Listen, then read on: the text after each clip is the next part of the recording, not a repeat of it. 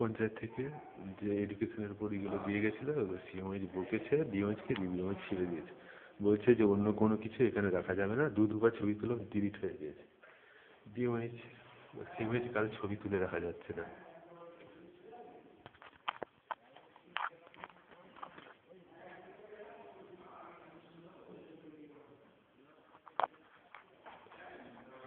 দুবার ছবি ডিলিট হয়ে গেছে।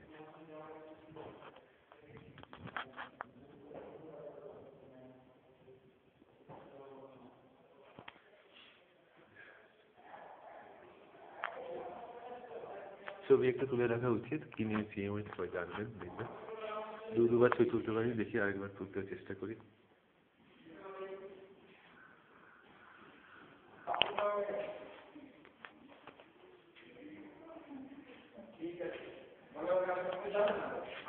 নীল জিন্স পরে যিনি আছেন উনি ডিএমএইচ, আর ইনি হলুদ রঙের জিনে পরে আছেন সিএমএইচ।